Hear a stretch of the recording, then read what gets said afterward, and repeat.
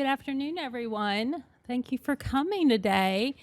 This is our January Hungry for History talk, and it is our first in-person Hungry for History since the pandemic, so that's very exciting. Want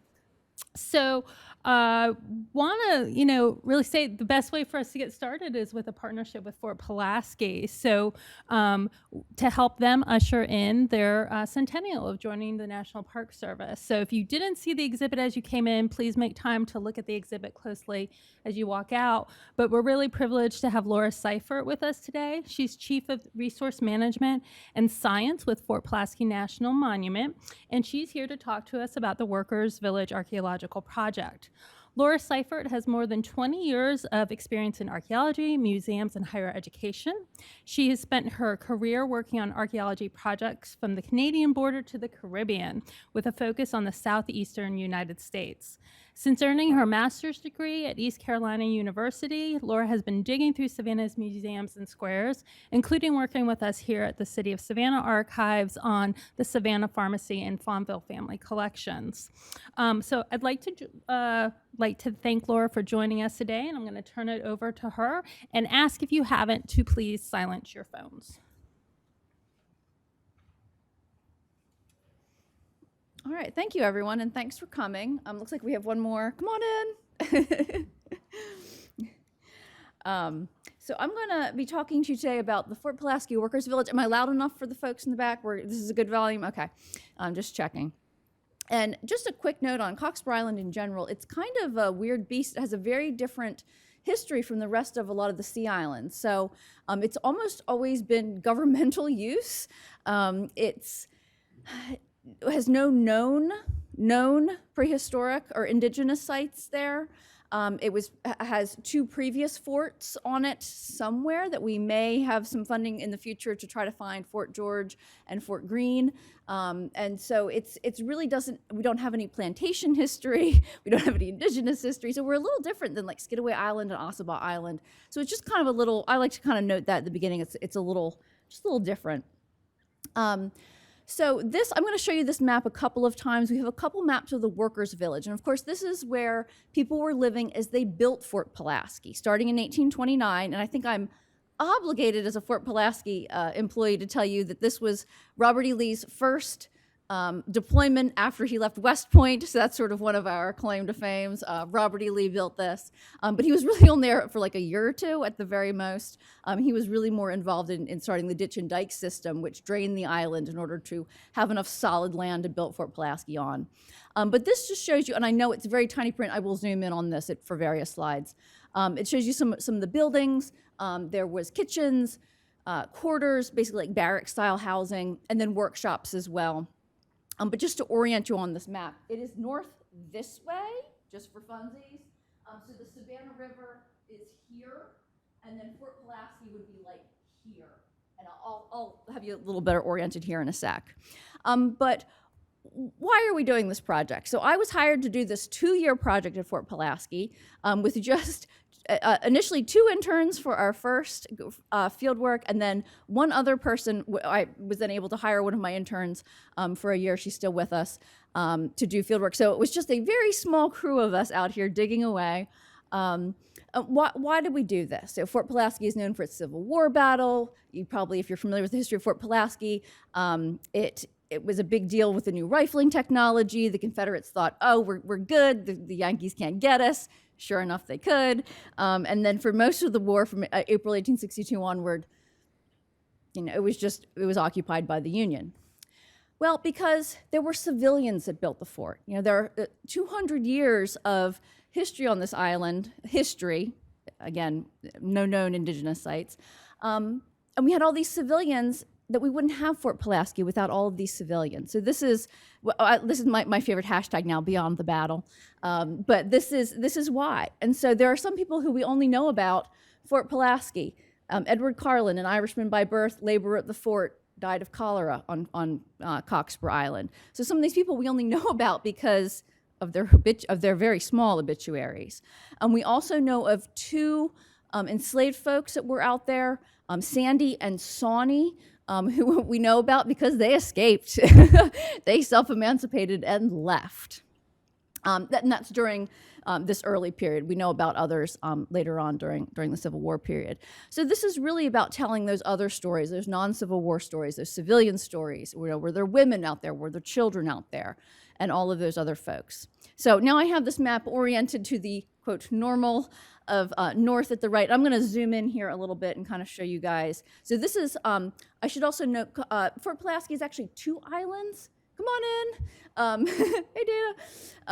So Coxborough Island is what you're seeing here. That's where the actual fort is. And then there's a larger island. So as you drive out to Tybee over Route 80, you are driving through the national park as well, or national monument technically. So we have 2 islands. A lot of people forget that Lazaretto boat ramp and things, that's all part of the park as well. So I didn't realize that for many, many years of living in Savannah. So I like to pass on that little tidbit. Okay, so zooming in, you can see the fort itself, the pentagonal fort. We dug in 2 main areas. I'm going to talk about where the mechanics were first, and they were there's 4 different houses, a kitchen. The round circles are cisterns, so those you will see if you go out today. You'll see 2 of them really prominently next to the parking lot. They have a big underground structure where they would have captured rainwater, and these would have been holding rainwater as a fresh water source with our because of course the island is surrounded by brackish water. So first we were digging basically out by the parking lot, and this is where the mechanics were. We have 2 different types of workers out there besides the very few military personnel who were in charge: mechanics and laborers. So mechanics are craftspeople, masons, carpenters, that kind of thing. Then we have laborers who are doing the really hard work of hauling materials, digging ditches, and they are the laborers are both paid white employees as well as enslaved workers as well, and we'll get more into that in a little bit. So first we concentrated here. Why here precisely, other than seeing the cisterns? Previous archaeologists did a lot of hard work that made my life easier by doing ground penetrating radar and things that we weren't able to like really narrow down. So one of the big things we hit was the kitchen. This is the mechanic's kitchen. You can see it's 2 rooms. It had this massive fireplace that was covering a couple parts of it. We found tons of food remains, animal bones. We'll get to that in a sec too. Including, this piece was rather telling. So this is part of a larger platter. So this shows that they were serving communal meals. And in contrast, the laborer's kitchen was smaller. It was 1 room, and we're not finding evidence of communal meals there. So it seems like being a mechanic was kind of a better deal. You know, you sort of had a little bit of a relax at the end of the day, sit around the table, have a communal meal, where the laborers doesn't seem to have that privilege. And that's my hand for comparison. It's a little outsized. And we also found a large portion of this of the actual brick remains of that hearth. So this is my fancy LiDAR video to show you.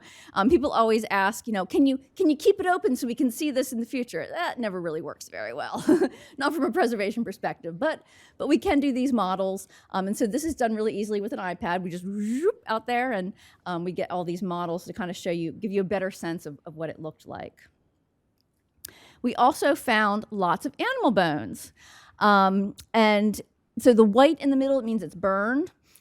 These were in fairly good shape. And in fact, we have one of my coworkers is going to be doing her master's thesis and looking at these a lot more in depth. But I can tell you right now, just kind of a preliminary look through, come on in, preliminary look through is that she found beef and pork, super typical for our coastal diet, of course. She's also finding wild animals. So white-tailed deer, rabbits, squirrels, possibly a bird or a heron of some kind. We also found, I'll give you a second to look at these. Centimeter scale, sorry, we're scientists, we work in metric. This is turtle. We found a fair amount of turtle as well. So which always, the school kids are always like, oh, yep, turtles and rabbits, kids. We also found these. These are unfired lead musket balls. And so kind of combining all this evidence makes us think that they are out there hunting. They're supplementing their diet. Maybe they're out there just having fun on the weekends. I mean, they didn't have a lot of free time. 10-hour days, 6 days a week. You know, this isn't an easy job out there in all the heat, the mosquitoes, no bug spray, you know, no Chatham mosquito patrol coming through. It's we also did find a little bit of chicken eggshell, which is always a challenge to pick up and deal with. Little tiny fish scales, fish otoliths, which are an inner ear bone of a fish, which are really wacky, but it's one of those, once you see it, you start to recognize it after a while. So definitely a varied diet over time. And then this, let you guys look at that for a sec too. And I will note that all of the iron this is iron, it's very small, very, very heavily rusted. Lots of water out here on this island.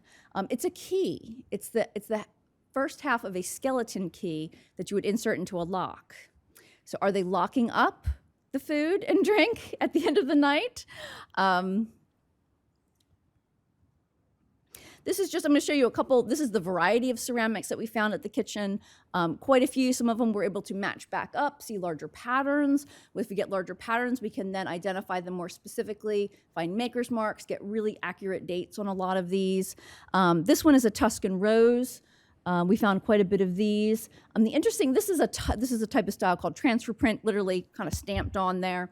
Found quite a few of these, almost all non-Asian theme. So think of a lot of you are probably familiar with blue willow, where it's an Asian theme of this style. One or two pieces of blue willow, and despite the very large popularity of Asian themes at the time, almost none. Lots of patriotic themes. Independence Hall, different American beauties was one that we found a couple of them. Used places in New York, mostly northern places too, which is also interesting because a lot of the mechanics were indeed from New York. They were from the north. So also interesting that if the Army is choosing which ceramics they're putting out there, perhaps they're intentionally choosing these patriotic themes to kind of reinforce. This is another style, dippedware, but just small little bowls, but lots of plates, few bowls, so really kind of meat and three type style meals we're seeing here. This is another fun one. This one took us a minute. Again, the iron is terribly corroded on it. But the other piece of this is bone. So this is the handle to cutlery. So it's just the handle. It's missing the end that makes it a fork or a spoon or whatever. But it's bone that's sandwiched between, and the metal sandwiched between it, and then rivets put through it. So, but you see the state of the iron. It's really, really terrible. Okay, so this is an 1863 photograph. We have a series of these, which are really valuable, but you can see, let me get fancy here for a second. So this part, this is the mechanics area where we dug. This is one of the houses. This is the other house. This is the kitchen right there. And then this is that area in this photograph. Now they weren't taking a picture of the workers' village, unfortunately, because that would have made my life easier. But they didn't manage to capture it here. And if you zoom in real well on a big screen, you can see the two-story storm house, which is here. It's called the storm house because it was literally the only two-story building with the intention of being a storm shelter. In fact, it was in the 1854 hurricane. They busted out all the weatherboarding on the bottom of the building, survived on the second floor, and the Cat 3 hurricane just washed through the bottom of the building. And it literally did save their lives. So take your storm prep seriously.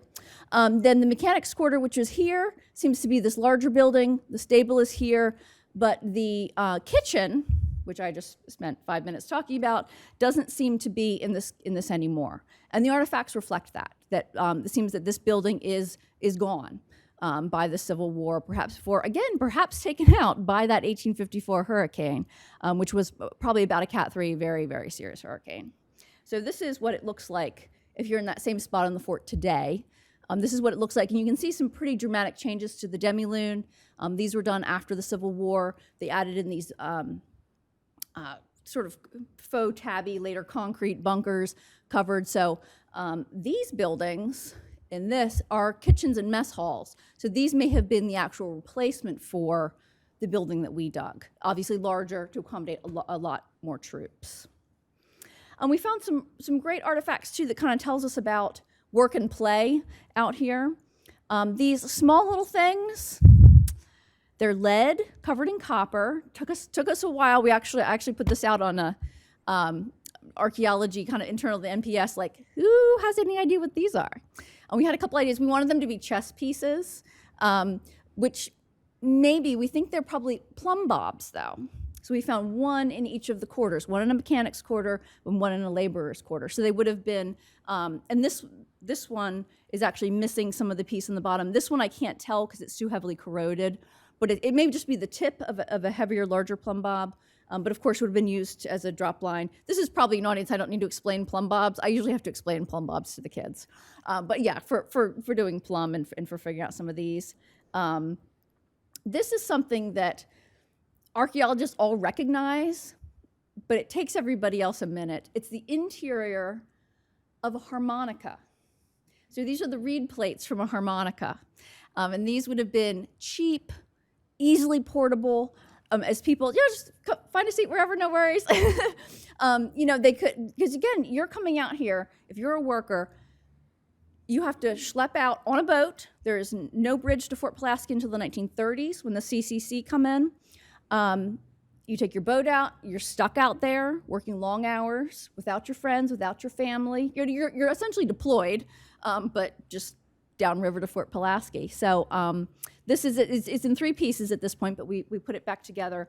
And the conditions were so muddy. This was one of the artifacts that we just kind of picked up and went, that's a thing, put it in the bag. And then later, as Sam is washing artifacts, she says, what's this? Oh, cool. We had a couple of her washing something and going, what's this? And then finding something really cool. So a reed plate is the technical term. It's the interior guts of a harmonica. These are other ones that kind of took us a while. This one was pretty obviously some sort of a lock plate and escutcheon of some kind. We went through a whole bunch of different ones. It's a thin copper plate. Clearly it's been tacked down in a bunch of pieces.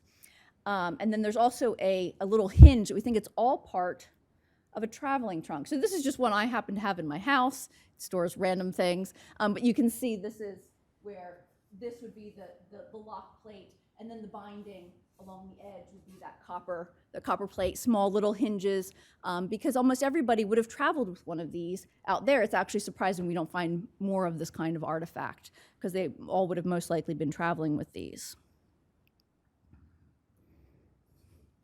Lots and lots of tobacco pipes, lots and lots. And some of them have names like Bowstead on them. A lot of these are from Glasgow, Scotland. Some of them have different designs. They break easily. They get discarded easily. And so some of them are good. We had some really tight dates right before the Civil War, which were really helpful on some of these maker's marks. But this is one thing where, again, they're out there, they're bored. This tobacco smoke helps keep the mosquitoes away to some extent. It's sort of that after hours, sitting around the table, communally enjoying this. Now, tobacco use was, as I'm sure you guys know, just exorbitant. So a couple of statistics. In 1880, so this is a little bit later, but in 1880, the average civilian consumed 3.2 pounds of tobacco. The average soldier consumed 10.9 pounds of tobacco per year. So tobacco use was very high, especially within the military. It was a coping mechanism. You're stressed, you're bored, the mosquitoes, it wasn't an easy life. And this was one thing that they were definitely using a lot of. It was also something that in comparing the laborers' quarters to the mechanics' quarters, the mechanics had way more. You're definitely seeing some minor class differences here in the availability and what they had. Now, the laborers may also have been using chewing tobacco, which is not going to show up in the archaeological record, but is cheaper. So again, sort of slight differences. Although they're both considered working class people, there are some differences. And then we get to the ladies.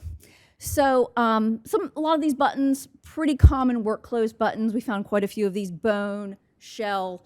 This one closest to me is a ceramic button called a Prosser style button. This tiny one is a shell button. This probably would have been on some underclothes. This is one of the very few military artifacts we found. It is a general service button, 1850 to 1860. But then we found these beads. We found quite a few of these, and quite a few, I don't know, maybe 9, 10 in the kitchen, and then a couple more out at the laborers' quarters. And we debated, because you see these shiny things, you think, oh, we found evidence of women. And we're like, okay, but just because it's shiny doesn't mean that guys don't like it. And so we really did sort of question this. Is this real? Could there be something else? Could they be rosary beads, for example? We're pretty confident that this does mean we have women. After research into men's clothing, which was pretty boring at the time, to be pretty honest, especially work clothes, it would have been very plain. The colors would have been very plain. And these buttons, they are, the ones that are black right now, they look black to you. If they're fairly patinaed, if you hold them up to the light, they could be brown or purple with enough light shining through them. So they may have been a little prettier in their original shape. The penny is just for scale. I should say that as well. And so these are, we really do think that they're evidence of women that are living out here. And we have one or two references to women and children in the historical record, one of whom is William Wadley, who may be familiar to some of you. He was the president, basically president CEO of the Central of Georgia Railroad during the Civil War, and after that, he got his start in Savannah at Fort Pulaski as a blacksmith and worked his way up through the chain of command there. Met his wife out on Cockspur Island, got married on Cockspur Island because his mother-in-law was also living out there at the time. I think her husband may have been working out there, although I haven't quite been able to connect all those historical dots. So there definitely were women. Again, with the death notices, we know there was at least one child out there at one point in time because her body was brought back because she died at the age of 10. So there, we get these little tiny hints both through the archaeology and through the history that there is more than just men out there. That's just what it would have looked like if it were shiny and brass and originally new. So then on to the laborers' quarters. So the laborers' quarters that we dug is out in front of Battery Hambright, if you're familiar with that area at all. It's right near the North Pier, the North Wharf, where a lot of the materials would have come in. Let me switch over here on my notes. I'm actually not looking at them very much. So one interesting point about the map before I go on to this next one is that the mechanics, if you recall, are kind of isolated. They're down here, and it's just the mechanics in that area. The laborers' quarters are here, and then this one and this one. So out here along the North Pier, this one is the commanding general's house is down here. This is an office for the commanding general. This is another officer's house.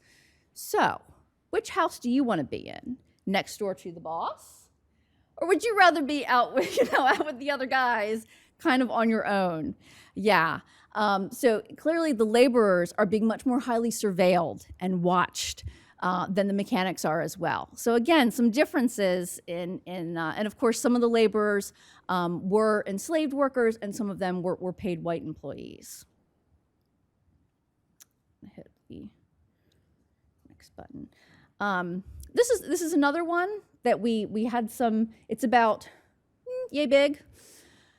Has some hooks on the back, has a big, this is a hook on the front, comes out of the middle finger. You gotta be very careful how you display this picture. If you display it up and down, it does look like it's giving people the middle finger, so it's always sideways. This is more evidence of women. This is a cloak clasp, which is kind of hard to say. So it's basically like a big hook and eye. It would have been on one side, there would have been a circle, either a fabric circle, a metal circle, and it just would have hooked together to hook a woman's cloak together. At this time, men were wearing jackets, much like we do today, buttoned down, and even cloaks for women were even a little bit out of date by this point. But this is more good evidence that there's women out here. Other evidence, there's a lot, for equal amounts of nails, there's a lot less window glass out here. Seems like the laborers' quarters just had fewer windows, probably weren't as light, as bright. This is another one that when I tell you what it is, it's gonna be like, oh yeah. It's a little tiny bit. This is the end of it. This is a slate pencil. And so when slate pencils get to about an inch in length, they're kind of no longer useful. And so this is significant in that we were really hoping to find lots of evidence into the lives of the enslaved folks out there. This, however, is more likely evidence of the paid white employees out there because the slate pencil indicates somebody is literate. Could have been doing math, not necessarily writing and reading with a slate pencil. So, and it's also possible that at different times, there were different people using the laborers' quarters. This is also one that we suspect was gone by about 1860. So the 1863 photographs do not show it in this area. There are tents in the area. Some of them were temporary tents as soldiers moved in and out, but Fort Pulaski was also a spot where if you could get to there, you were free.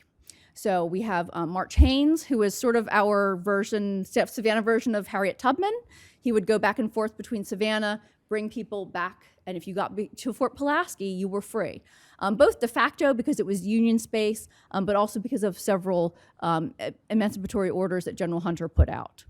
So we're still looking for that, and we're gonna have March Haynes Day on March 3rd, which is his birthday. Obviously, is in March, so we're gonna have a special fee-free day out there too. Just PSA. And then this is another LiDAR that we did. We did one kind of long hole that you see here, and then a separate hole. This is the remains of the hearth for this building. So let's see if it always takes a second to get started. But this is the LiDAR version of it. It's about 1 layer of bricks deep. There is this big piece of iron that was stuck to the bricks, which is so heavily corroded, we will probably never know what it is. But note the water that is sitting in the bottom of this unit. We call our holes units because, science.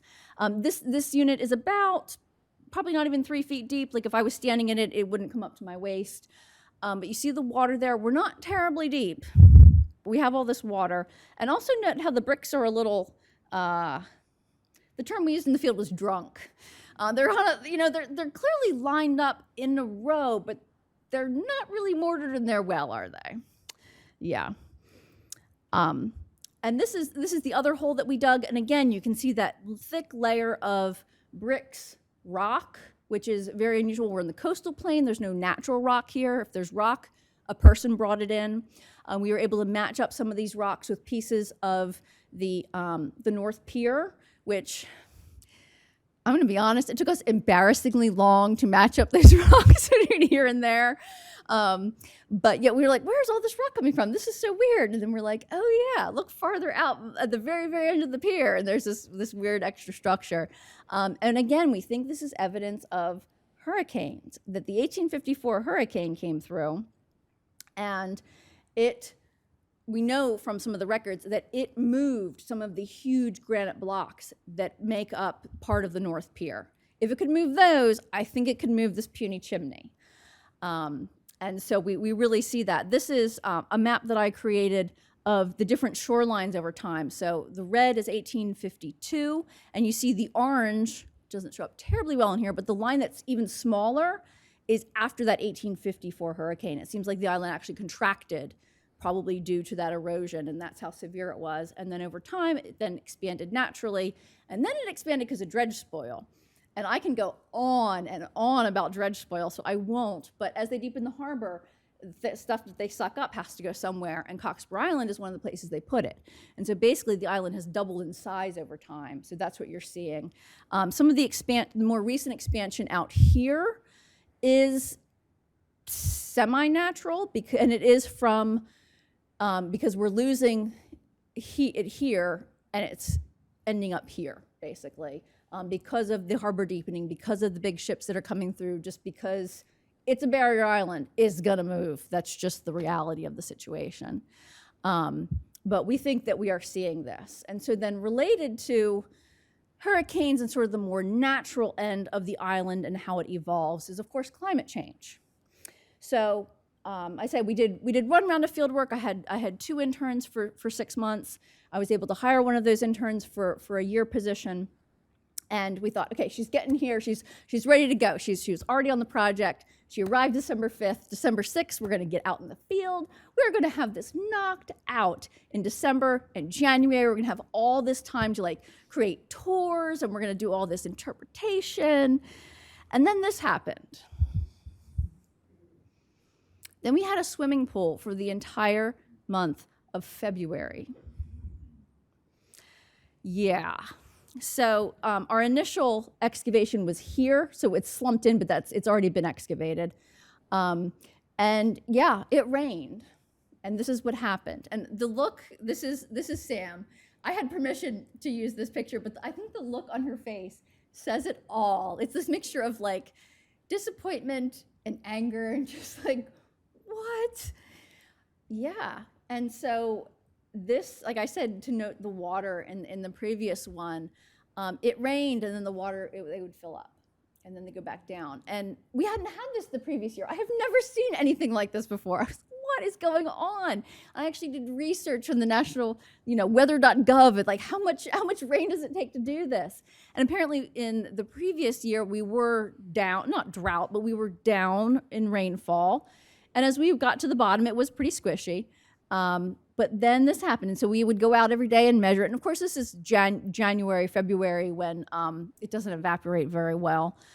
So we eventually got this area got this area entirely dug. I reached out to some archaeologists in St. Augustine because they deal with this a lot as well. And they're like, well, you have two options. You can either put in well points and suck all the groundwater out of the entire area, which seemed very, very invasive to finish like this much of the excavation, or you just wait. And so we went with waiting.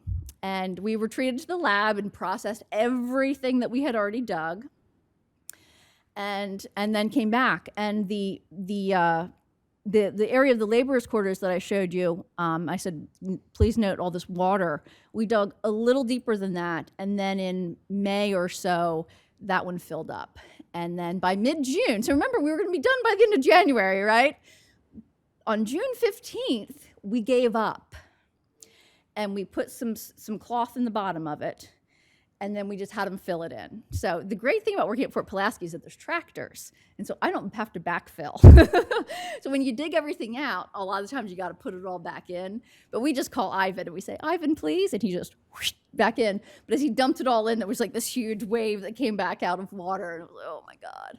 We literally had frogs, toads, fiddler crabs, all kinds of bugs like living in our unit. When we were going to fill it back in, we were like, Toad, where are you? Come back out. We were worried about it. It got so bad that this inspired my son's artwork. So if you don't speak 8-year-old or second grader, this is rain gone, so mommy's archaeology site can be dry so she can dig. Yeah. Sort of invaded all parts of our lives. So, all right. Plenty of time for questions. Comment, yeah. Question about Coxford Light. A couple maps back, can you just show me exactly where Coxford Light is and what is the long-term? Yeah, for the lighthouse. On this little island surrounded by water, and it wasn't built that way originally, right? No, so Coxford Island Lighthouse would be somewhere. Let's see. Today it's somewhere. I think it's probably this little nubbin here. Let me see. Yeah, I think it's probably this little nubbin here. So originally, it was all connected. It was just all of Coxford Island, and now it's on its sort of semi-island that gets completely inundated twice a day. It's hanging in there. Unfortunately, trying to do something like they did for Hatteras is just not in the engineering and funding reality. And so we do have a really great, I'll put in a plug for our Friends group. We have a Friends of the Coxford Island Lighthouse. They've been super active in the past couple years, raising money. They've done 2 jamborees in a row where they just have been real cheerleaders for it and raising money for preservation and some small things like if you go to the end, there's a trail that takes you out, kind of out along here, and then you can get to a little landing. You can see the lighthouse better. They put in a box with binoculars. They've been funding things like that, and they're trying to raise bigger money that we can do more research, go up to the National Archives.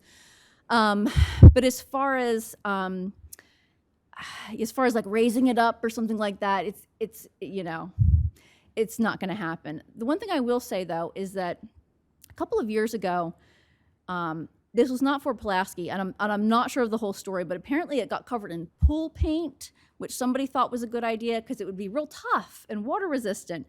But that's terrible for a structure, especially a Savannah brick structure, which is a very soft, porous brick. And as that is coming off, that is a good thing. If you see less paint on it, that is a good thing.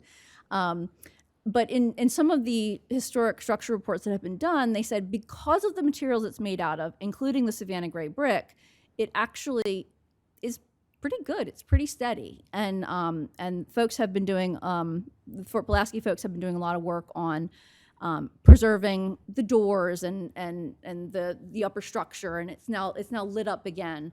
That you can see it's a solar panel there that's lit up, and so you can see more of it. So, yeah. On the trail out to the wharf, Mm-hmm. there's a big round granite thing that doesn't look like a big cistern. What is that? It is another cistern. There's a couple styles. Just for funsies, they decided. I don't know if they're different generations. I mean, they were all done fairly early, but it's another. Yeah, it's not as tall, and it's a different top. Yeah, they just did a couple of different styles for whatever reason. And there's actually another one which is off the edge of the fort, kind of over here. And that one, we think maybe even not Workers' Village, but later there was lighthouse keepers and things in this after the Civil War, really after 1872 when the military pretty much leaves for good. And then the 1881 hurricane, which took out everything on the island except for the fort. There was probably either the ordnance sergeant or one of the lighthouse keepers had a house over there, and that's sort of a third style of cistern that's out there as well. Yeah. That was awesome. Are your findings available online? Yes. Yeah, so there is some information on our website right now that we did after the first round of field work. We are currently updating the website. And that will be up hopefully in the next couple weeks. We'll get that done and get that up. And then there's a story map that I did too that is technically out there, but we're just kind of waiting to put that on the website a little more prominently. So there's a story map. I'm also currently working with our interpretive staff to develop a tour. So we're just hired on a whole bunch of new interpretive folks, which is great because we've been really low for a really long time. And they're developing a lot of these other tours and other stories. And so I'm kind of doing an outline and then training them to be able to do this like as a walking tour out there. So it's going to be, I'm going to do a walking tour for March Haynes Day of a lot of this. So it'll be out there in a couple of different forms. Yeah. Are there historical records in terms of the government's financial records that would show payments to workers or enslaved individuals, owners, and things like that? Yeah, a little bit. So what I have primarily to work with, and you will appreciate this because it's a bit of an archive of an archive, in the late 1920s, maybe into the 1930s, Rogers Young, I think, was the historian out there, and him and Ralston Lattimore, which some of you may know that name locally, he was a superintendent and worked out at Fort Pulaski for many years, went up to the National Archive and made like notes of all of the documentation that's up at the National Archive. And so we have a lot of great documentation from that. But again, it's like literally typed and then photocopied over the years. So, as a historian, you always want to go to the original source, and we would love to be able to do that. But there's information, because it's the correspondence between the chief engineer up in Washington and Mansfield, who is down here in Georgia.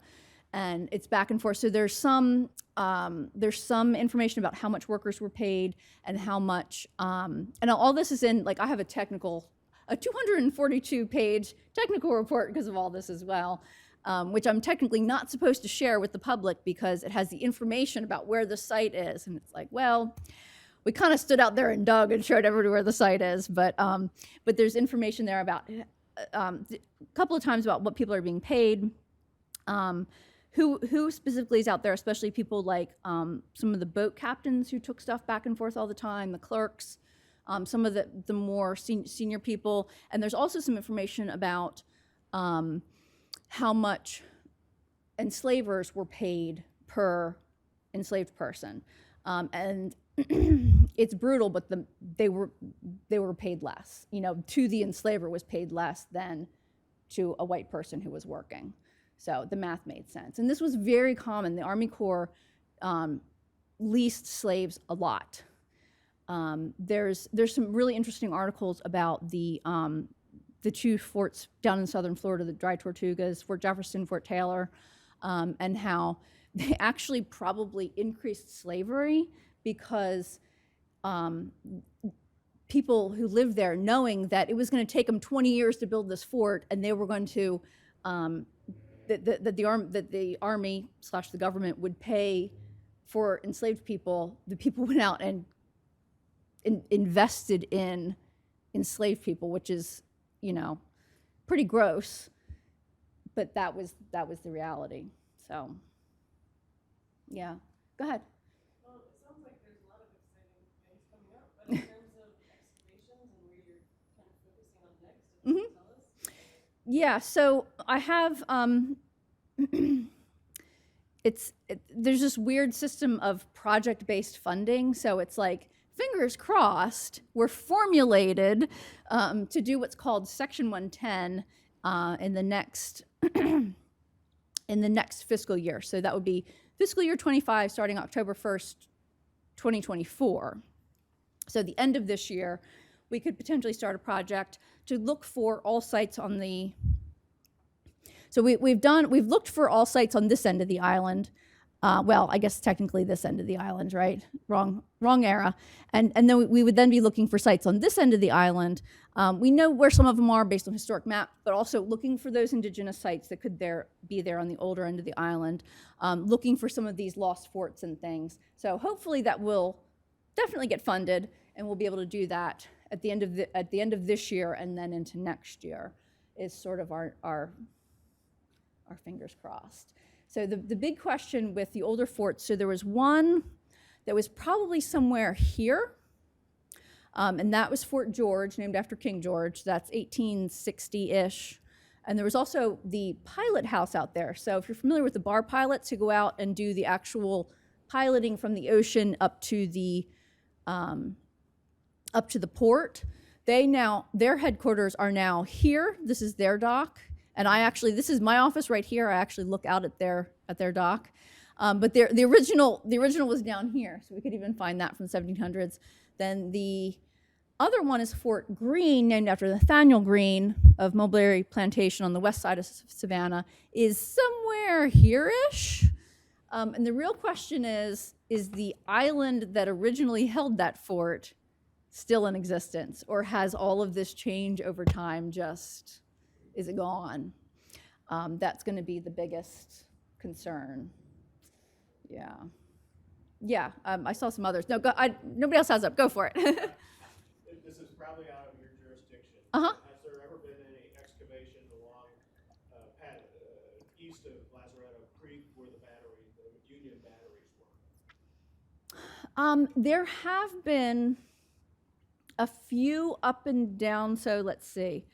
I mean, like on Tybee where they shot from, or some like Long Island and Bird Island, some of them up and down, or Just to the east of Lazaretto Creek, there's a failed housing addition called the Battery. yeah. I don't think there's been any. No, maybe there has. There's been a couple of attempts to find different ones over time, and you know what? I think that there has. Do you remember one? The person behind you kind of. Yeah. I did research on battery pallet. Mm-hmm.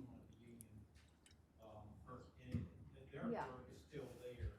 Mm-hmm. I don't know if they did any archaeology work. The state was buying the land for a mitigation project, and I did research the libraries Mm-hmm. on that land, and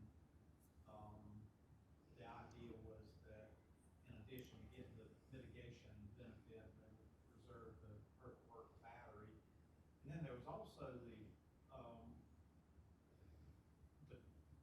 it's not really there anymore, but between Cockspur Island and Long Island, there was a very small island called Bird Island. Mm-hmm. And after the Union Army took Fort Pulaski, they put an earthwork battery on Bird Island that faced up the river, and the purpose of that battery was in case the Confederates came down in boats, they could fire up the river at them. And that battery is pretty well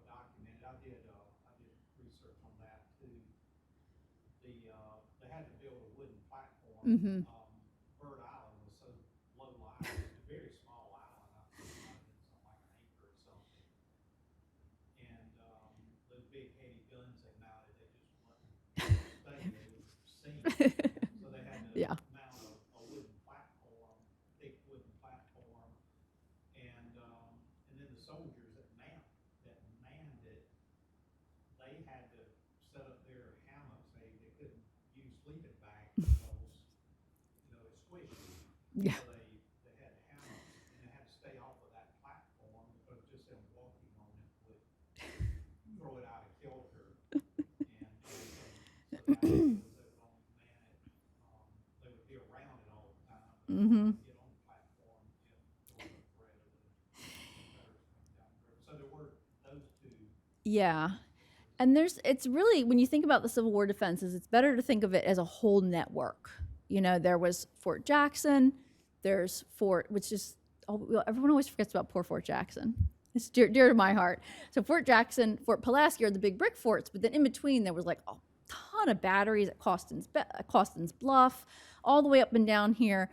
There was tons of small little batteries like that. And there's been a couple of, I forget exactly where, I get Battery Hamilton and Battery Halleck confused all the time. So there's been a couple of archaeological projects, and they found, usually they can find a little something, but it's also they're going out there and they're sinking it. It's like, yeah, all the water problems. So, any other questions?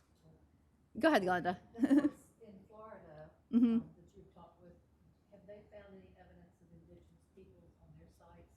Or is there anything else that you've come across that's a tidbit that has suggested to you that there may be? That there may be indigenous sites on Cockspur? No, I mean, yeah. So the superintendent, who's been there for over 10 years, Melissa Memory, is also an archaeologist. So we just, nothing over the years. I mean, keep in mind how small it is. It could have been destroyed by actually building the fort. It could have been destroyed by building the whole ditch and dike system, which goes, you can kind of see it on this map, but all of this is all encompassed by the ditch and dike system. So just by digging those and rearranging everything, and it's been having to be fixed over the years. So it's possible any sites are gone. It's possible that it got used very lightly and didn't leave a big impact like building a gigantic fort. Over time, I mean, there's certainly a ton of indigenous sites around the area. Tybee, Skidaway, Ossabaw, they're all full of indigenous sites. So, yeah. And then, yeah, go ahead. I just make a comment. I was several years ago walking across the grounds around Fort Pulaski, and I found a brand new, pristine musket bullet laying on the ground. And I picked it up, and of course, the first thought was, man, this is something from the Civil War. Or something. Mm-hmm. But it was in perfect, pristine condition, and I'm sure a reenactor. It's entirely possible. I left Mhm. it where I found it. Yes. You might ask the reenactors to be careful about contaminating. Yeah, it happens. It does. But you also see how well preserved the ones that we found were. So lead is the one thing that does preserve really well. The iron, because of this water issue we have, and the salt content, the iron is just toast. But the lead preserves pretty well, so you never know. I mean, we can still see mold lines of where it was molded originally on the ones that we had. So there's a chance it was real. Not that one. It was too shiny. Okay. Lay it right on top of the grass. Yeah. We also next to our excavation, you can see for this one, you can see the tree roots running across it. So we're right next to the cedar tree, which is just, the poor thing has been through so much. 2 major hurricanes and then the tornado, which was between the 2 hurricanes. And so we were trying not to kill this poor tree. But then there's also this animal burrow at the tree, which is digging down into the tree roots. And every once in a while, this animal would pull artifacts up. Have to go out and check and pick artifacts off the surface because the animals get down there and it's probably an armadillo. We have such issues with stupid armadillos. They like to dig in the site, and they like to they dig and then they throw dirt everywhere across and we're always cleaning up after armadillos. Just weird looking. Okay, anybody else? I'm kind of getting to time, so I'm happy to answer other like questions. If anybody has individual questions, they can. I want to mention, I've heard from a coworker, they're gonna move the shrimp boats and put the pilot boats over on the other side.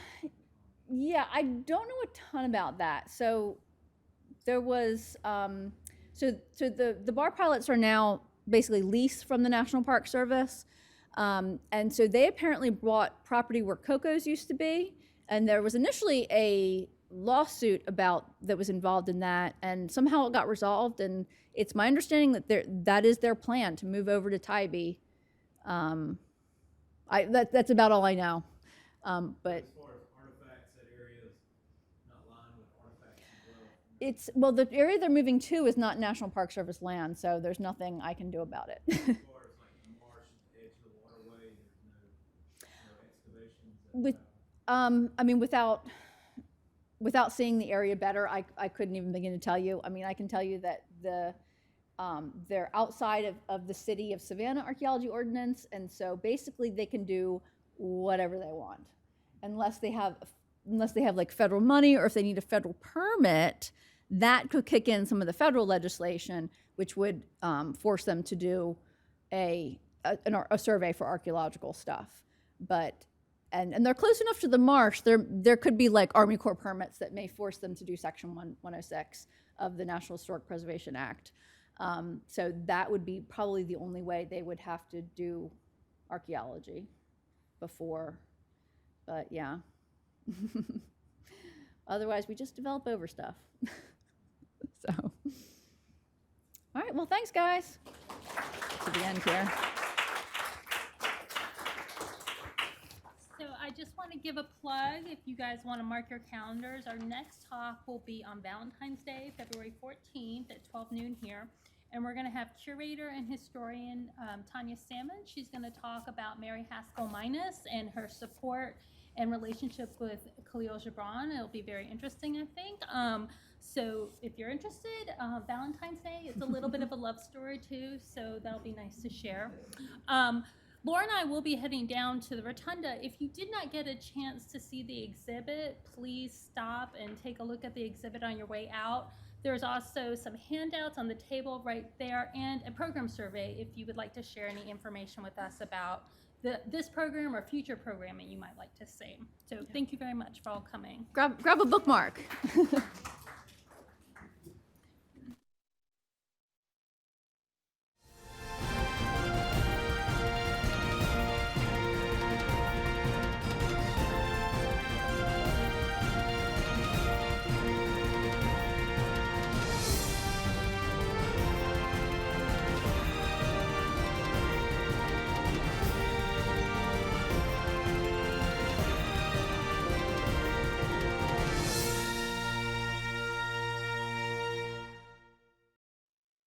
Thank you.